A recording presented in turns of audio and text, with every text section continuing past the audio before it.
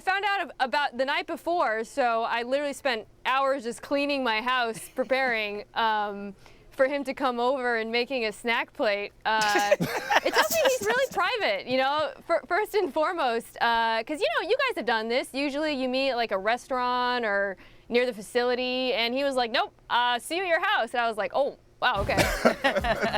Well, I'll say, you know, in my years of reporting, and Mike was a print journalist as well, I never conducted an interview at my house. So I'm wondering, given how introspective and cerebral Aaron Rodgers is, Mina, did you feel like he was interviewing you more than the other way around?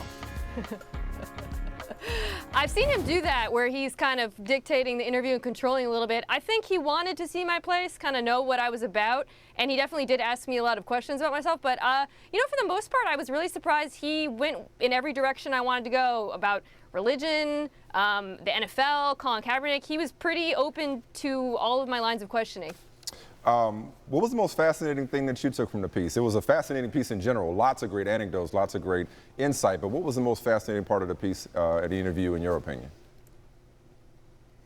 I think given how private and cautious Rodgers is, I was surprised how candid he was about his faith and his journey in thinking about his faith. You know, we talked about organized religion, his spirituality, some of the work he's done mentally, and that's not something everybody's super comfortable talking about, but he was very open and candid about that topic in particular. Extremely thoughtful. With all due respect, he might be the most interesting quarterback in the NFL. I'm also curious when it comes to, you know, as a fellow writer, once upon a time, Jamel and I are both writers, Jamel more so than me nowadays.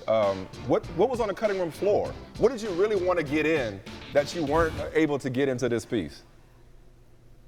Sure. He's really funny, which people know, and this story is really serious. I mean, it's about religion and race and stuff, so I couldn't really work in a lot of the jokes and some of the lighter moments. I've mentioned earlier on the radio today, I told him he could park near my house, and we walk out a few hours later, and he got a ticket, which he's been roasting me for a little bit. I didn't write that into the piece, but he's fun. He's a very sarcastic, dry guy, which I think actually is part of the reason why he's a little bit conscious about being misinterpreted sometimes.